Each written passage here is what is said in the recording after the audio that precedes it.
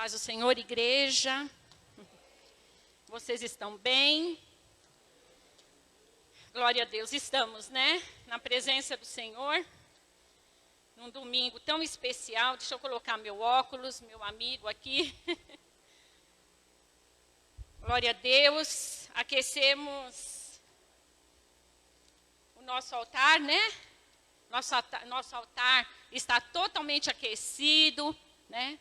Pela presença do Espírito Santo. Estamos preparados, oferecemos aqui nesta manhã o melhor para o Senhor, não foi?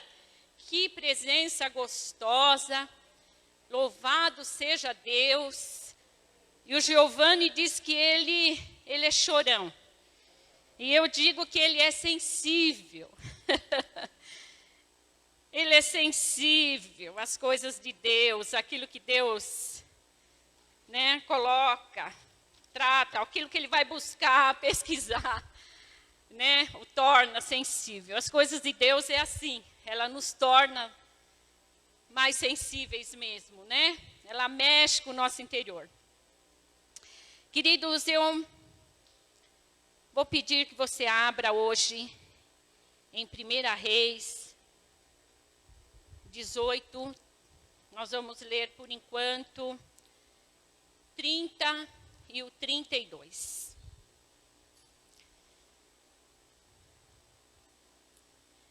Então Elias convocou todo o povo. Chegai-vos a mim. E todo o povo se aproximou dele. E Elias recompôs o altar do Senhor, que havia sido destruído. Elias escolhe 12 pedras, conforme o número das tribos de Israel, de Jacó. Desculpa, querido, conforme o número das tribos dos filhos de Jacó. Eu estou com Israel aqui na mente, que não deixa de ser, né? Sobre os quais havia chegado a palavra do Yahvé, afirmando: Israel será o teu nome. E tomando as pedras, reedificou o altar em nome do Senhor. E em seguida fez em volta do altar uma valeta com 2 cés, capacidade para conter mais de 12 litros de sementes plantadas. Então, vamos à palavra. Confesso que eu comecei a meditar nessa palavra, até comentei com meu esposo, falei: Senhor, eu achei que fosse algo que seria mais simples, né? Mas depois eu percebi que é algo muito profundo, né? Muito, tem algo, algo espiritual, né? É algo profético nisso, algo profético, né, nesta passagem. Até comentei com minha esposa, acho que eu vou mudar, mas não tem como. Não tem, você começa a meditar na palavra e o Senhor vai acrescentando e eu falei: olha, Senhor, então, estou nas tuas mãos, me ajude, abre os meus olhos. E eu comecei a ver outras coisas também, né, que eu creio que Deus quer tratar conosco nesta manhã, com a igreja, como tratou comigo, e Ele sempre nos capacita, né? No nome de Jesus. Queridos, aqui é uma situação.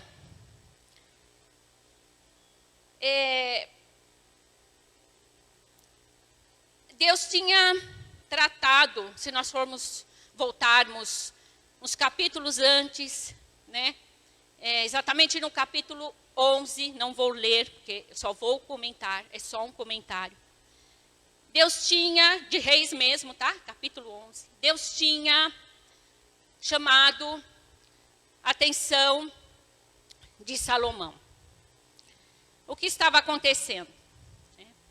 Salomão, um homem que pediu sabedoria a Deus, e Deus o deu, e realmente ele tinha. Mas em um período da vida dele, né, cometeu alguns erros. Na verdade, ele saiu fora dos princípios, né, de Deus, daquilo que Deus determina, né? Porque nós temos princípios. A nossa vida, ela é toda baseada em princípios, né? A cultura do reino são princípios que nós temos que ter em nossas vidas.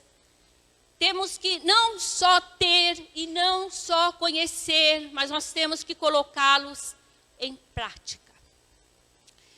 E Salomão, creio que ele acabou se perdendo, porque a palavra fala que ele tomou mulheres estrangeiras, né?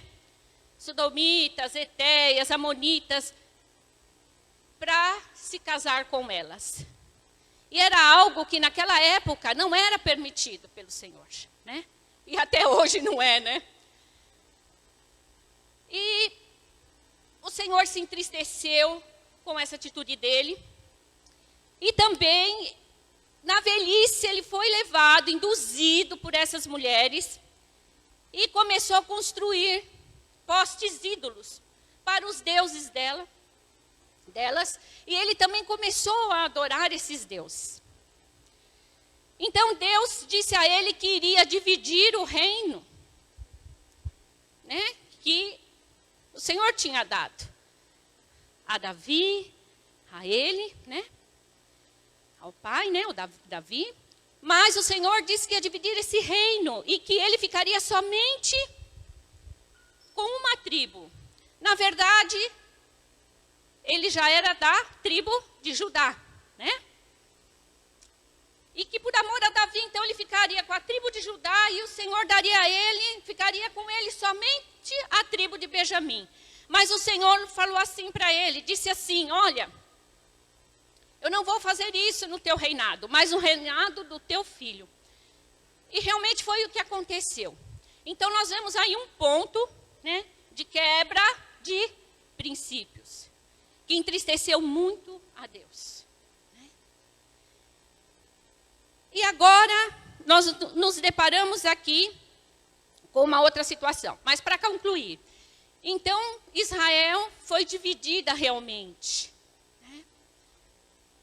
O rei Jeroboão ficou com as 10 tribos, né, só para entender, querido, que seria Israel, que ficou como sendo Israel do norte, e 2 tribos, então, que ficou sendo Judá do sul. Então, teve essa divisão. Muitos não entendem, mas essa divisão, ela foi permitida por Deus. É Deus que, né, que permitiu isso, que fez isso. Então, quando nós lemos, muitas vezes, a palavra fala o reino de Israel do norte, então sabemos que são as 10 tribos, né? E tudo Deus tem os seus propósitos, queridos. Aí o que aconteceu então? Aí o rei Acabe, deixa eu só me achar aqui, na época, aqui, rei 18, né? Reis 18, que nós lemos agora, aonde nós vimos aqui a reconstrução do altar do Senhor, que havia sido destruído. Nessa época, quem reinava era o rei Acabe. E o rei Acabe acabou se casando com uma mulher chamada Jezabel. Misericórdia, o sangue de Jesus tem poder. Ô mulher terrível. Né? E a palavra diz que eles reinavam sobre o povo com mão forte. Eles induziram o povo a todo tipo de idolatria, imagináveis e inimagináveis.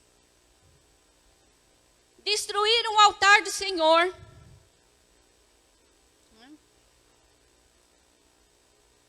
E o povo começou a se dividir. Na verdade, isso já foi um casamento, uma união de interesses, econômica. Porque na região de Jezreel, onde passava ali tinha vias mares, quer dizer que tinha mares ali por perto, né? Então passava-se muito navios ali. Era uma região economicamente forte, né? Aonde estava situada ali, né? Vamos dizer assim, Israel do Norte, a cidade. Então eles fizeram esse acordo econômico com interesse, né? Com o rei Sidônio, né? O rei Tibar, parece que é. O nome dele é esse, o pai da Jezabel. E houve esse casamento. Casamento totalmente conturbado, né? Foi um casamento místico, né? Coisa estranha. Além de ser um casamento também totalmente errado aos olhos do Senhor. Porque era um casamento misto, né? E nisso tudo foi se desenvolvendo algo muito triste. Porque eles queriam conciliar o culto cananeu com a adoração dos israelitas. Olha que coisa complicada. E isso era imposição. Ela era uma mulher fanática, totalmente fanática pelos seus deuses. Idólatra, terrível, maligna. E começa o povo de Deus a se envolver, então, com os deuses cananeus. E até o Giovanni citou algumas coisas aqui, ele até citou o nome de Baal, ela era, acho que a fã número 1 dele, de Baal. Então se levantou altar, né, para Baal. E o povo de Deus, nisso tudo, foi ficando contaminado, querido. Você já pensou? O povo eleito, exclusivo do Senhor, né? A nação de Israel, adorando um outro Deus. E isso é mais uma vez que se repete na história de Israel, né? E o rei Acabe também, queridos, não era, quando a gente lê a palavra falar assim, fez o que era mal aos olhos do Senhor. Ele não foi um rei que fez o que era bom e reto aos olhos do Senhor. Mas esse casamento acabou de arruinar toda a situação, né? E é interessante que, deixa eu me perdi aqui, deixa eu ver só se acho que eu virei a página. E é interessante que a palavra de Deus, ela nos adverte, né? Há uma palavra que o Senhor nos adverte contra isso, né? O Senhor fala contra um casamento misto, né?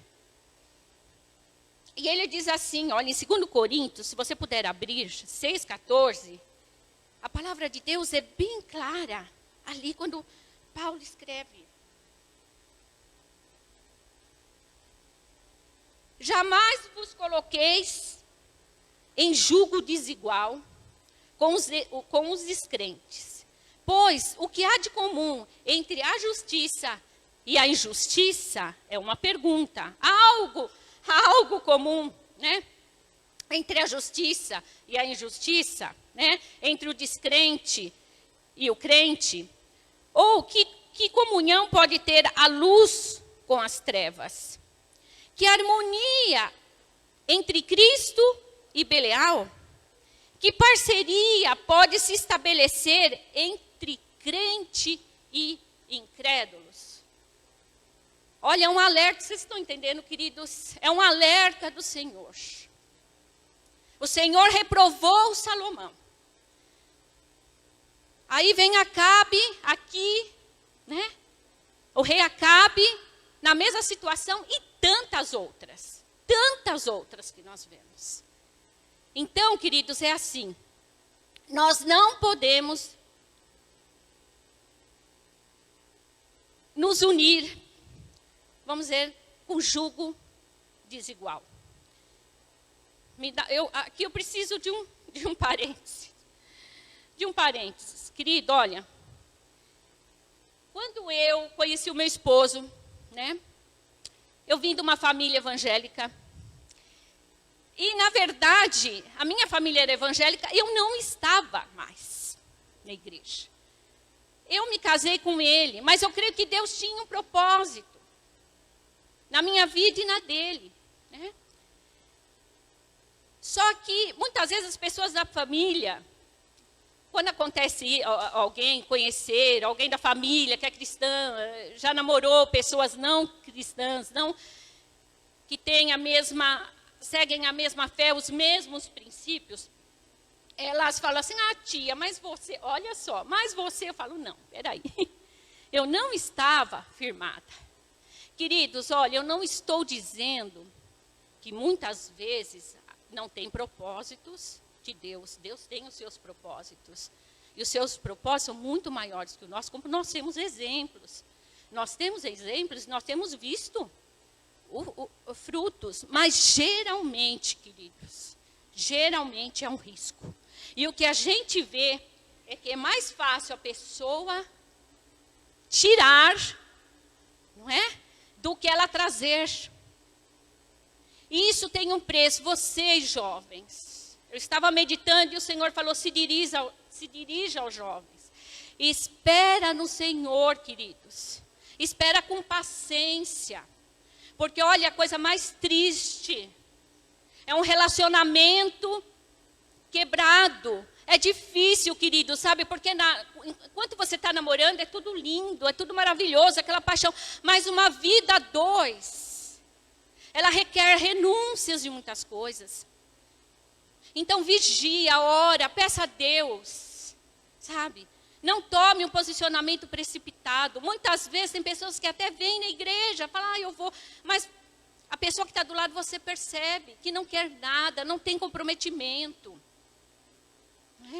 Então espera, tenha paciência, não faça isso, não se precipite, meus amados. Confie no Senhor, Ele tem o melhor para vocês. Ele tem o melhor. Não dá para caminhar juntos, queridos, é difícil. Eu tenho um problema na minha família assim. Não amei, nós temos orado, temos buscado, mas não amei. Não tem, olha, não é que não tem, queridos. Para Deus, sim, mas o tempo está se passando e a gente percebe que não há uma sensibilidade. E Ele paga o preço. Porque raramente vai para os cultos, não pode assumir o ministério, é difícil, tem filhos, envolve uma série de coisas. Desculpe eu insistir nisso. Eu tive os meus filhos, eu os orientei. E sempre pedi a Deus, Senhor, prepara, tenha misericórdia. Deixa eu te dizer uma coisa também, casamento, queridos. Não é perfeito, não. Casamento, até o casamento instituído por Deus. Por Adão e Eva, ele não foi perfeito, ele teve problemas. O que faz um casamento perfeito são os princípios. São os princípios que fazem um casamento perfeito. Então se desperte para isso, guarde esta palavra no teu coração. Viu? O Senhor está tratando, o Senhor está querendo falar alguma coisa. Oh Deus, especificamente com alguém, eu creio.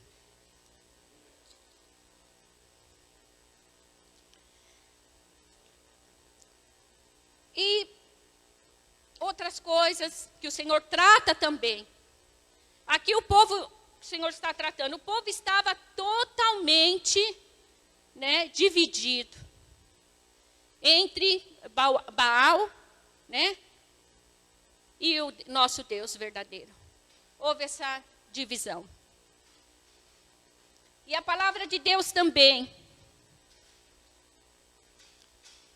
Ali, deixa eu achar aqui, em Efésios 5, 11 diz assim: não vos associeis às obras infrutíferas das trevas, antes, porém, condenai-a. De forma nenhuma nós podemos nos associar com obras de trevas. De forma nenhuma. Muitas vezes, sabe, queridos, pode falar, mas eu não adoro ídolos.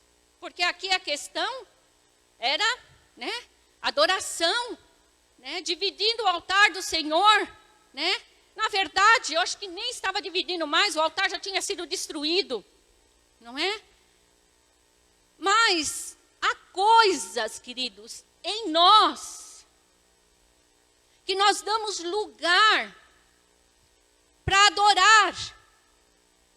Obras das trevas, sabia? Quando muitas vezes as coisas acontecem diante dos nossos olhos, é um risco muito grande.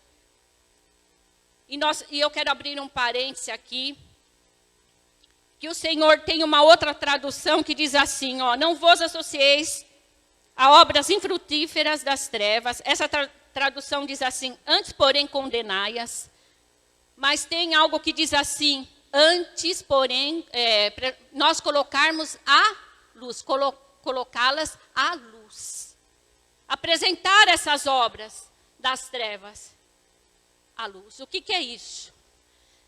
Não está dizendo para você chegar a expor situações, com conversas, mas com sabedoria. E outra coisa, olha para a tua vida primeiro. Nós temos que examinar primeiro todo o nosso ser. Examinar a nossa vida para que a gente possa chegar e ter autoridade para repreender. Mas não é repreender com grosseria, é repreender com amor, né? Você repreende com amor, com compreensão, trazendo a pessoa a entender que aquilo estava errado. Né? É isso que nós temos que fazer. Nós não podemos... Sabe aquelas coisas... Olha, que você assim... Alguém faz algo maldoso. Eu fiz aquilo. E você acaba sorrindo. Sabe, daquilo. É tipo como se você estivesse concordando. Você está concordando com aquilo, sabe? Numa simples risadinha, daquela maldade, né? Daquela gozação, você está concordando, fazendo parte de obras das trevas, das obras das trevas. A palavra de Deus, em Salmo, o primeiro Salmo da Bíblia, o que ela diz? Abençoado com fidelidade é o homem, que não segue o conselho dos ímpios, não se deixa influenciar pela conduta dos pecadores, nem se assenta na roda dos escarnecedores. Ao contrário, sua plena satisfação está na lei do Senhor, e na sua lei medita dia e noite. Ele é como a árvore plantada à margem das águas correntes, dá fruto no tempo apropriado, e as suas folhas não murcham. Tudo quanto realiza prospera. Não é o que ocorre com os ímpios, ao contrário, são como a palha que o vento carrega. Por isso, os ímpios não sobreviverão no julgamento, nem os pecadores na congregação dos justos. Pois conhecer o Senhor é o caminho dos justos, o caminho dos ímpios, porém, conduz à destruição. Veja como Deus é taxativo aqui, ele é firme. E não podemos fazer parte, de forma alguma, seja o que for. Seja o que for, na nossa casa, na nossa família, na igreja, nós temos que repreender. E quando nós sabemos que a coisa está errada, e nós não conversamos com aquela pessoa, sabe o que é conversar? Não é, você não vai recriminá-la. Você vai mostrar os pontos, o que está acontecendo, que estão errados. Entendeu, querido? Isso quando há coisas, né? Erradas que precisam ser conversadas. Você vai mostrar os pontos para ela e mostrar a luz da palavra, né?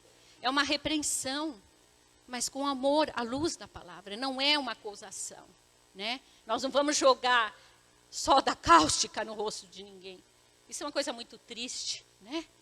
Muito triste. Tem igrejas que no passado tinham esse costume, né? A minha mãezinha, não vejo que era um pecado, mas um brinco.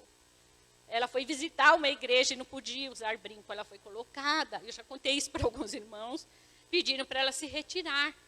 É horrível isso, não é dentro disso, querido. São coisas que a gente sabe que está errado e nós aceitamos e convivemos com aquele erro e contaminamos a nossa vida. A nossa vida se contamina. Você entendeu? Isso é em todos os sentidos, querido. Em todos os sentidos. É com filhos, é com casamento, é no emprego, é na igreja.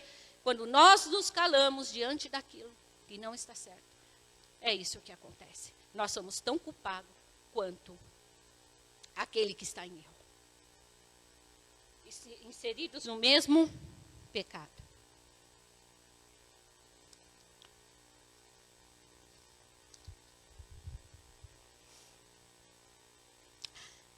O povo de Israel estava totalmente dividido entre a adoração a Deus e a Baal. Quando o altar da adoração está dividido, o que acontece? Não pode haver presença de Deus. Por quê, queridos? Abre lá em Isaías 42:8, é uma resposta de Deus para nós. O Senhor diz assim, Isaías 42:8, eu sou o Senhor, este é o meu nome.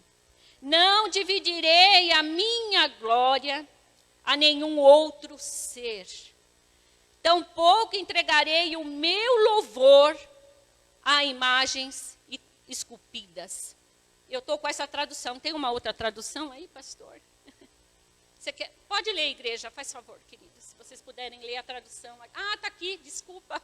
Eu sou o Senhor, esse é o meu nome. Não darei a outro a minha glória, nem a imagens o meu louvor. O Senhor se nega terminantemente, queridos. Ele é o único Deus, Ele é o único verdadeiro Deus, né? Então Judá estava dividido, então eu creio que a presença de Deus, o povo já não sentia mais a presença de Deus, né? Altar destruído. E é interessante, queridos, a gente vê a ação de Deus. Deus ama o seu povo, né? Deus tem uma luta com o seu povo desde a criação. O Senhor se preocupa. Ele é um Deus que se preocupa porque Ele ama. E você é amado, eu sou amado, querido, mas quando a gente fala assim, né, eu sou amado, você é amado, mas se nós pudéssemos compreender, mensurar este amor, é um Deus que ama sem ser amado. Eu já disse isso numa ministração. Eu falava sobre, se eu não me engano, Oséias. Acho que é isso que se casou com uma prostituta. Ele era traído. E Deus se sente traído. Quando nós saímos fora dos princípios de Deus, Ele se sente traído pelo seu povo, por aqueles que Ele ama. E Ele ama, Ele é incansável. Queridos, olha, quando você começa a meditar na palavra e começa a ver as atitudes, e olhando para nós mesmos, para dentro de nós, tem hora que eu falo, Senhor, o que o Senhor vê de bom em mim? Nem eu falo, Senhor, tem hora que nem eu me suporto. Mas esse é o amor de Deus. O amor incansável, o amor que luta, e Ele vai lutar pelos seus até o fim. Ele não desiste de mim, Ele não desiste de você. Esse é o amor do nosso Deus, que ultrapassa limites, ultrapassa barreiras. Não importa a tua condição, queridos.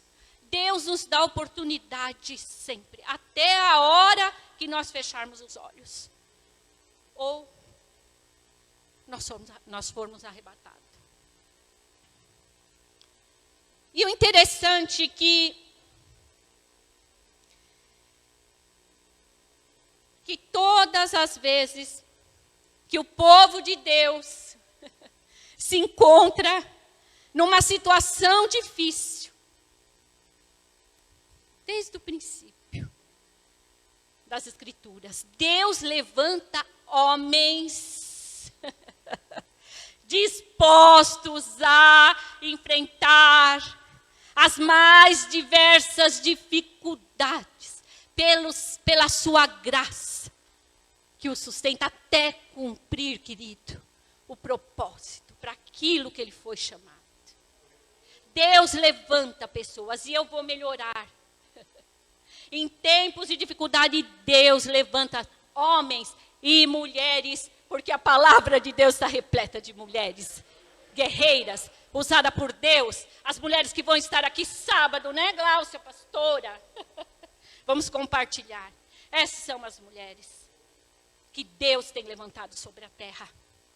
Pastoras, missionárias, glória a Deus, não menosprezando os nossos amados, mas o Senhor levanta tanto homem quanto mulheres para um desafio, aleluias, na sua obra, até que seja cumprida, tudo cumprido. E ele levantou aqui nesta passagem o profeta Elias, que, se eu não me engano, o profeta Elias, ele falou de nome, eu fui até pesquisar, eu tinha lido, acho que Deus é Senhor, significa, o Giovanni falou sobre o que significa o nome, me parece que é isso, Deus é Senhor.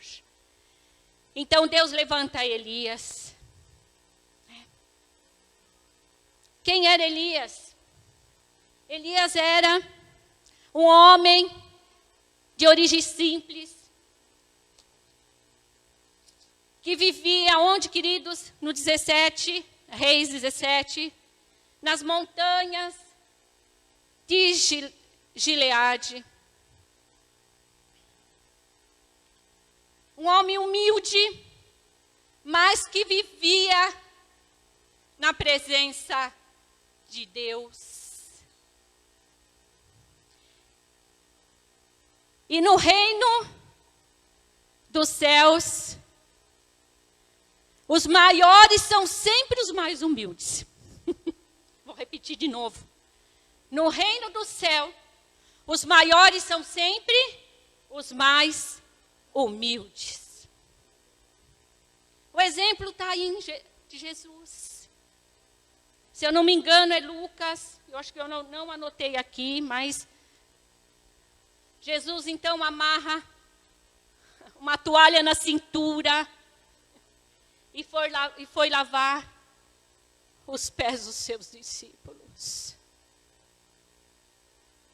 É assim no reino de Deus. Aleluias. Grande Deus. Bendito é o teu nome. Israel estava correndo um sério risco. Queridos, olha, eles estavam propensos por um triz para perder a sua identidade e a sua cidadania espiritual. Quando a gente começa a ler essa passagem, a gente fica triste e às vezes até se revolta. Como que as pessoas que provam o melhor de Deus, de repente viram as costas para Ele, como se Ele fosse um nada. A ingratidão, esquece tudo que Ele fez e faz. Agora Ele não tem mais valor. Não, o outro é melhor. O homem parece que ele precisa ver, ele precisa pegar. Parece que se não for isso, ele não é sensível, sabe? Precisa estar enxergando algo. Que coisa triste, queridos. Então Israel estava dentro dessa condição. Israel corria o risco de perder então sua identidade e a cidadania espiritual no Senhor. Então, queridos, ela começa a ser afligida. E a origem dessa aflição de Israel não era Elias, nem a seca, mas era a violação da aliança. Israel estava quebrando uma aliança com Deus. Abra comigo no capítulo 17, só para entender. A profecia de Elias contra Acabe. É Reis também, viu, queridos? Eu pedi para abrirem aquela hora e acabei não lendo. Elias, o tesbita, que habitava em Gileade, como eu disse, ele era das montanhas de Gileade, declarou a Acabe: tão certo como vive o Senhor, Deus de Israel, a quem sirvo, ele vivia na presença de Deus, juro em nome do Eterno que não cairá orvalho nem chuva nos anos que se seguirão, exceto mediante a minha palavra. Você vê. Uma profecia contra Acabe. Um erro. Um erro gravíssimo no reinado de Acabe. E o Senhor diz a Elias, vai e profetiza. Profetiza a seca naquela terra. Imagine uma terra seca, sedenta. Já sem a presença de Deus. Ainda seca, tórrida. Queridos, o que você espera? O que podemos esperar numa situação dessa? Mas Deus é o Deus de misericórdia. Ali tinha muitas vidas que amavam ao Senhor. E que não se dobraram a Baal. E que buscavam ao Senhor. E o Senhor honra, queridos. O Senhor honra. Porque nós vivemos num mundo assim. Aonde as pessoas dão a mínima para Deus. E parece que tudo que é de Deus, que envolve Deus, ultimamente afeta, incomoda. E assim era a situação ali. E o Senhor manda então a seca sobre a terra. Então, por isso que eu disse, a origem da aflição de Israel não era Elias, nem a seca, mas a violação da aliança. Acho que eles estavam... O problema era tanto, querido, eles estavam tão envolvidos com a idolatria que acho que eles nem se deram muito conta da seca, sei lá. Talvez eles estivessem pedindo a outro Deus para mandar chuva, com certeza, mandar água, né? E aqui eu separei 3 tópicos. A união mística com povos fora dos padrões divinos. É reprovado por Deus. Então ela estava inserida nisto. Uma união mista com povos fora dos padrões divinos. Ou seja, sem princípios, ela estava reprovada diante de Deus. O altar de adoração ao seu Deus estava o quê, querido? Destruído. Isso representa o quê? Quer dizer o quê? Deficiência e falha. Desprezo na adoração ao Senhor. Olha que coisa triste. Deixando Deus de lado. Houve uma violação por parte de Israel. De lealdade. Da aliança com o seu Deus. Ela estava inserida nisso. Infelizmente, queridos, a maioria dos homens considera aquilo que Deus despreza. O homem pensa levianamente no pecado, mas não Deus. Ele despreza o que Deus considera. Ele pensa levianamente no pecado, mas não é assim que Deus vê. A psicologia pós-moderna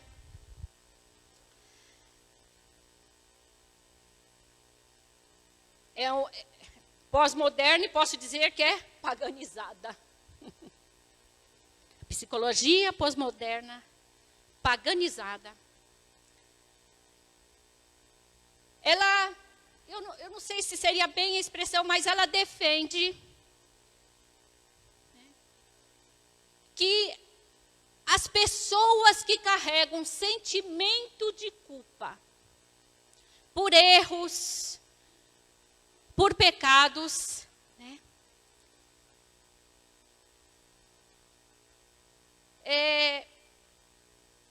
para que elas não pudessem, né, carregar mais esse sentimento, na verdade, deveria ser abolido, deveria ser retirado. A lei da moralidade, tudo aquilo que é moral. Essa é a visão da psicologia pós-moderna paganista.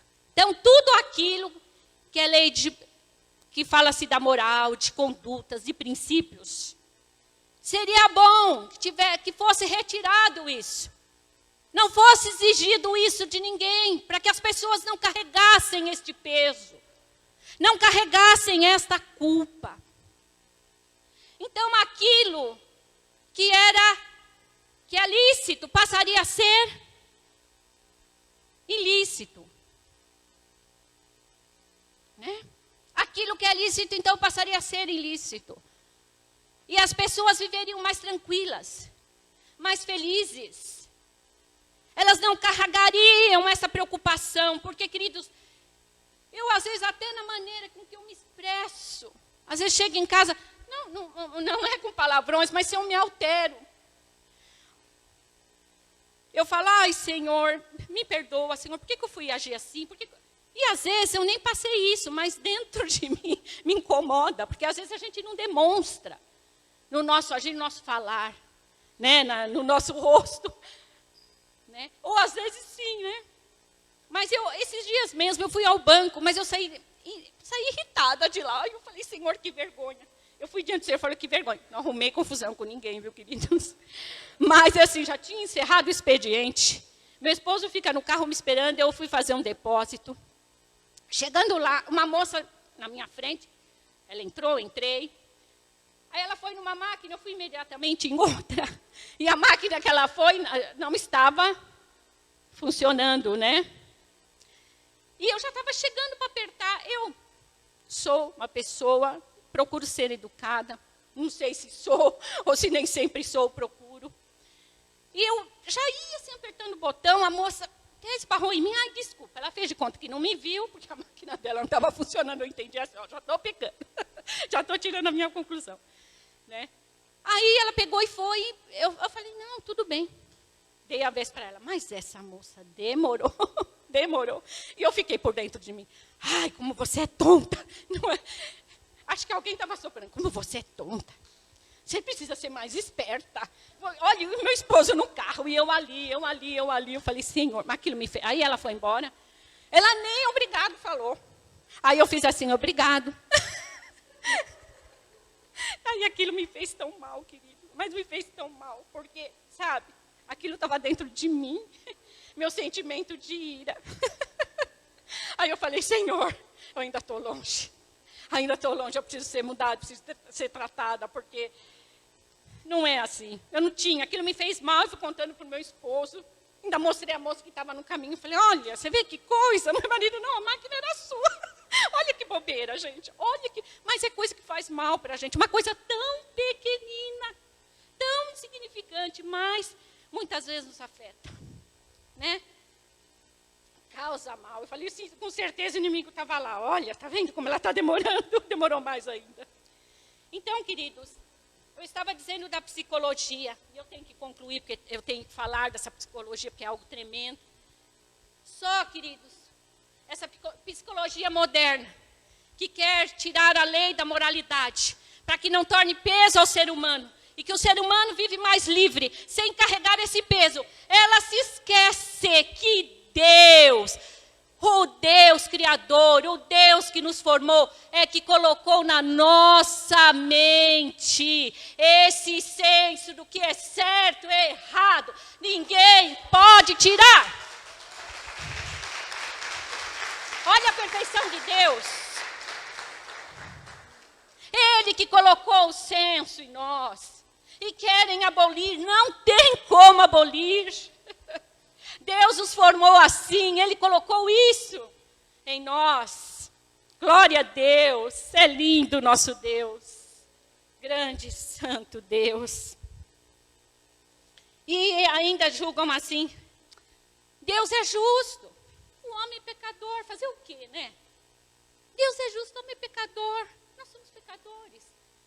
Mas a palavra não ensina aqui. Uma vez eu ouvi de um pastor, ele já até faleceu, e que ele falava assim, mas quem disse que o pecado é vitamina? O pecado não é vitamina, né, queridos? Não é? O pecado não é vitamina para ninguém. Ele nos faz mal, sim. Ele nos traz um prejuízo, né, muito grande. Assim como também, Deus também nos deu, querido, o escape.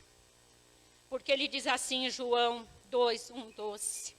1 João, desculpa, queridos, 2:1-12. Caro filhinhos, essas palavras vos escrevo, para que não pequeis. Se entretanto alguém pecar, temos um advogado junto ao Pai, Jesus Cristo, o justo. E Ele é a apropriação pelos nossos pecados, e não somente por nossas ofensas pessoais, mas pelo pecado de todo o mundo. Essa é a palavra de Deus, né? Então, nós somos libertos através da obra redentora de Jesus Cristo. Porque se tudo isso for abolido, do que adiantou a obra redentora de Jesus? Do que adiantou? Queridos, olha, e nós precisamos parar de ficar rodando, viu? Em volta do Gólgota. Gólgota é o altar que nós precisamos nos ajoelhar e pedir a misericórdia de Deus. A cada dia, a cada manhã, pare de rodear o Gólgota. Mas ajoelha diante da cruz do Senhor. Espiritualmente, você não vai entrar numa igreja e vai ajoelhar diante de uma cruz. O Gólgota é toda a expressão da obra redentora de Jesus nas nossas vidas. Então, em 1 Reis, nós vamos lá agora, rapidinho, 18, as horas estão se passando. 18, o Senhor, Deus, ordena a Elias, né, para ir diante de Acabe. Algum tempo depois, 1 Reis 18, algum tempo depois, no 3º ano daquela severa estiagem, o Senhor Deus ordenou a Elias: vai apresentar-te diante de Acabe. E eis que vou mandar chuva sobre a face da terra. Elias partiu e foi a fim de ser recebido por Acabe. E aí, querido, nós vamos ver que o Acabe tinha saído com Obadias, né, para procurar talvez capim para os cavalos, né? Então, aconteceu que Obadias, o profeta de Deus, que não se dobrou a Baal, que se manteve firme todo esse tempo, homem de Deus valoroso, que protegeu 100 profetas, 50 em cada caverna, e os alimentava, mandava alimento, água, tudo suprimento para esses profetas. Então, Obadias era o servo do rei, servo direto do rei, que estava ali para tudo que o rei precisava.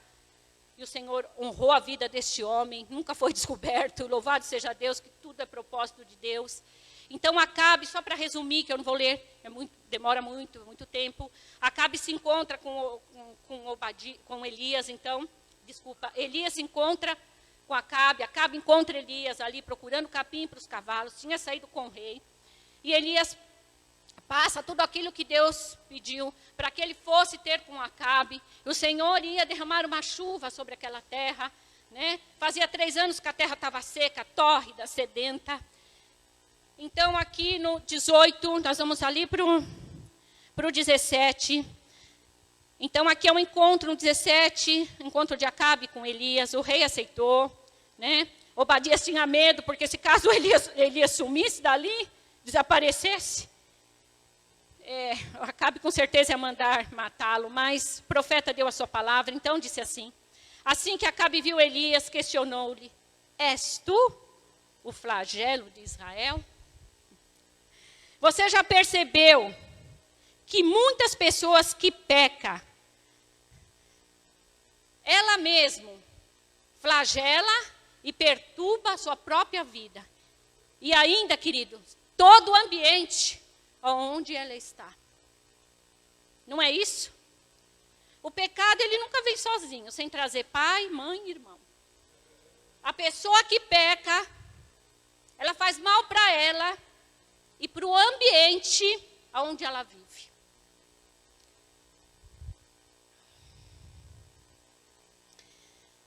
E quase sempre ela procura colocar a culpa, que foi o que Acabe fez aqui.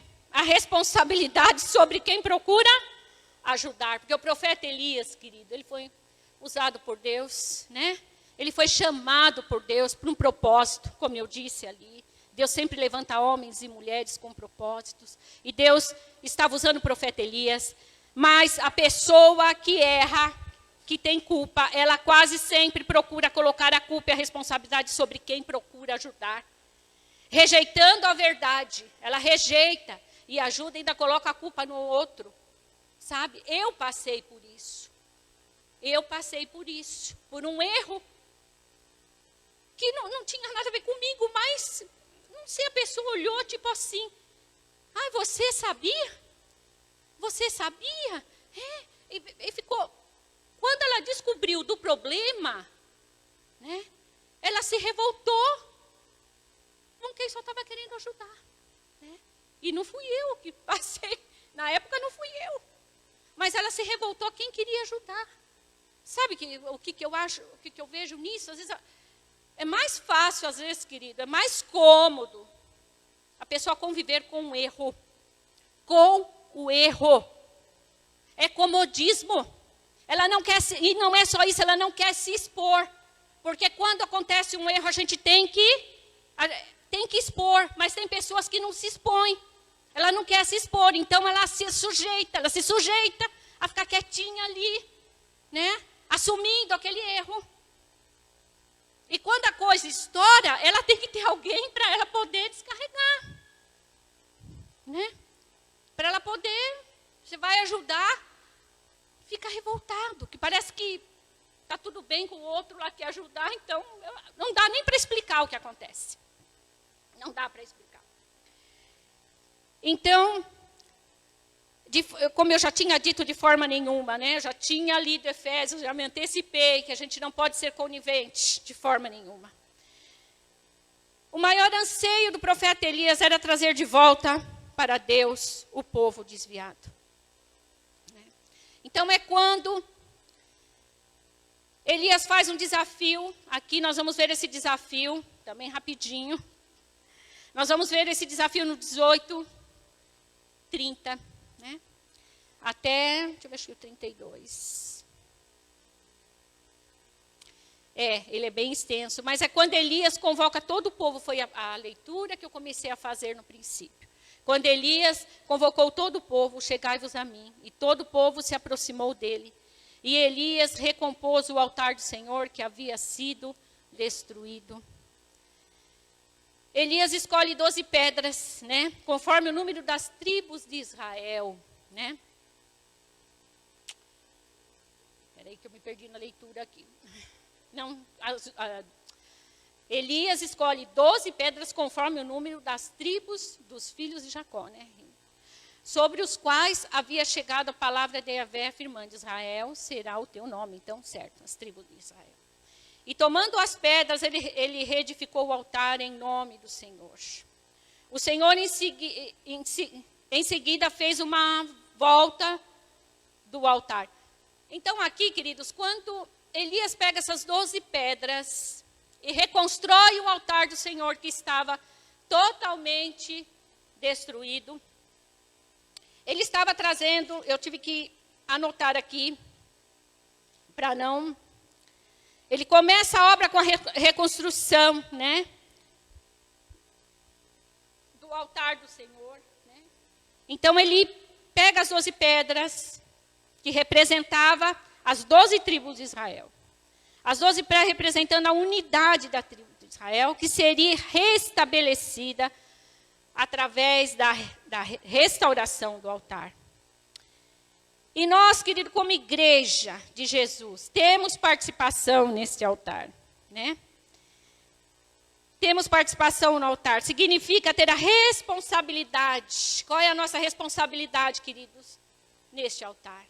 É a edificação da igreja. Levar a igreja a ser edificada. E fé. Levar a igreja a ser edificada e ter fé. Depois ele fala da vala, né?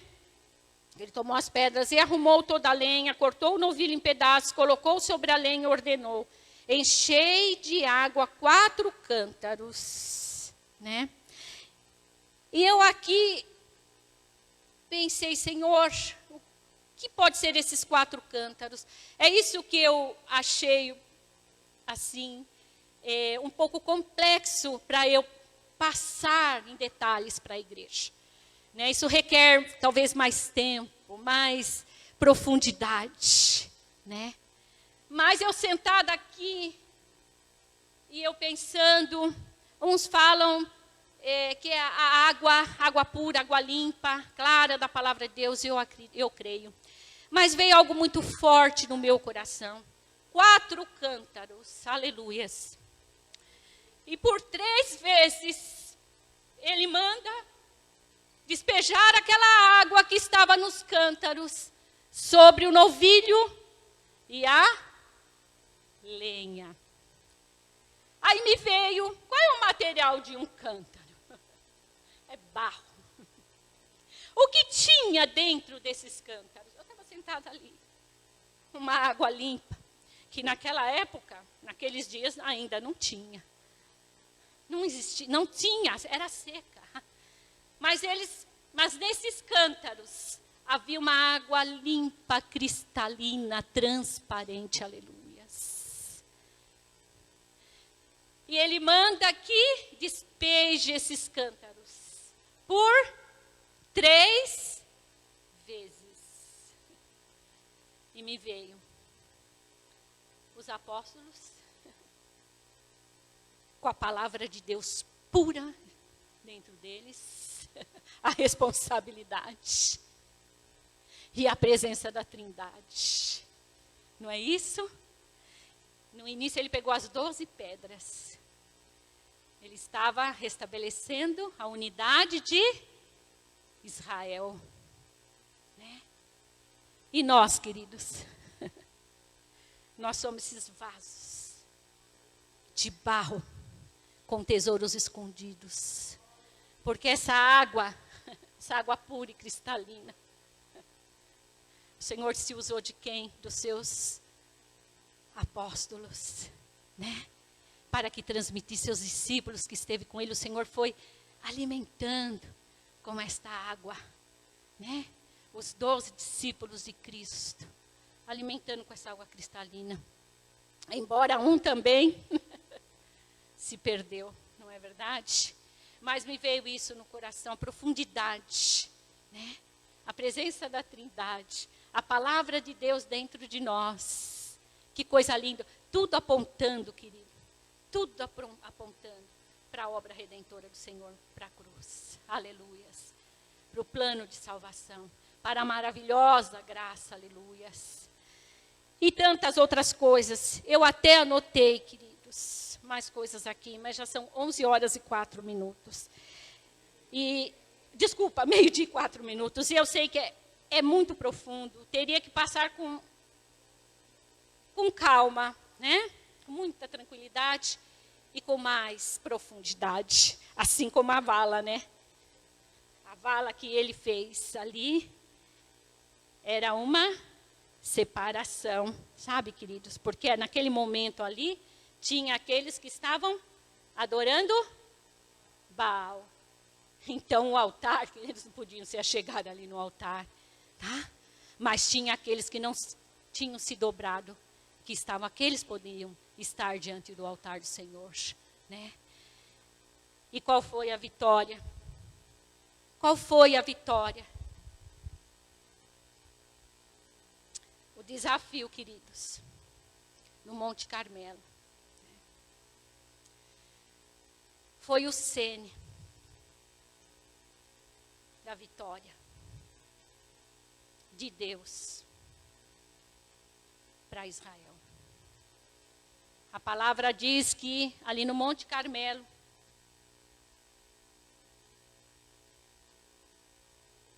está aqui, né?